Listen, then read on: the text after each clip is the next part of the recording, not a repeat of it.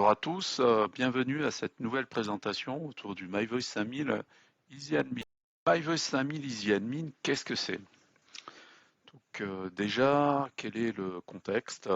Qu'est-ce qui a fait que les équipes de R&D du 5000 ont développé cette nouvelle interface web? Donc on est parti du constat que les musiques de patience, les messages de prédécoché étaient rarement mis à jour, où il y avait des difficultés de mettre à jour ces messages. Il y avait également des besoins pour prévenir d'événements extraordinaires, eh bien, la fermeture d'un site temporairement par exemple. Ou alors certains grands clients nous évoquaient que les mises à jour étaient longues et donc forcément time consuming et qu'ils trouvaient l'interface de mise à jour trop compliquée.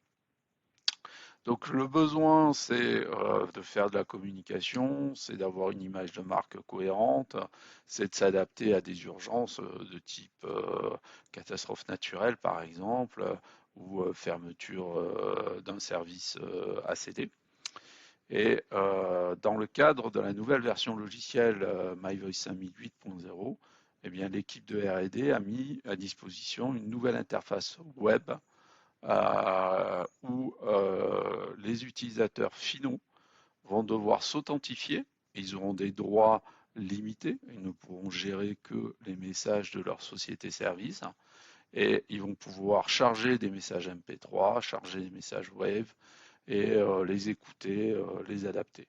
Donc ces messages seront issus ou de fournisseurs ou ils pourront utiliser des ressources text-to-speech typiquement en provenance de Google ou d'Amazon par exemple. Donc je vous propose de continuer par une démonstration de cette nouvelle interface. Voilà l'interface de configuration des messages vocaux, donc une interface web très épurée, très simple. Je suis logué en tant qu'utilisateur EasyAdmin, donc j'ai la possibilité par l'administrateur d'administrer un seul message de garde par défaut. Donc je vais pouvoir le changer, je vais pouvoir l'écouter. Donc là typiquement, c'est ce que je suis en train de faire. Donc je vérifie quel type de message il y avait. Donc si l'administrateur m'avait donné la possibilité de modifier d'autres messages, eh bien je les aurais ligne par ligne par la suite. Et à chaque fois la possibilité de les modifier et de les écouter.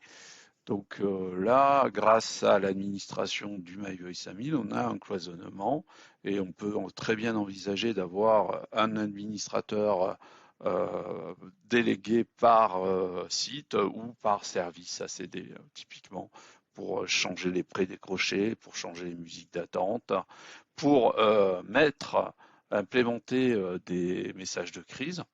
Donc là, typiquement, j'ai un assistant enregistrement message vocal pour enregistrer le message de crise. Typiquement, nous sommes en grève aujourd'hui, c'est pas la peine de déposer un message et de nous appeler. Veuillez nous rappeler ultérieurement. Voilà. Donc possibilité donc derrière de stocker ce message sur son PC. Et puis donc je vais changer le message de garde par défaut en termes de démonstration. Donc là, je change le message. Je choisis un fichier. Donc le fichier, ça peut être un MP3 ou ça peut être un, un Wave. Donc là, je vais choisir un fichier MP3. Et en fait, donc ce fichier, ça peut être issu de texte, de fonctions text-to-speech comme celle de chez Google, par exemple, ou ça peut être un enregistrement issu d'un laboratoire. Euh, et là, je vais lancer le téléchargement de ce fichier. L'interface me demande de confirmer et donc on est en train de charger le message. J'ai ce retour de réussite et je vais donc écouter le message.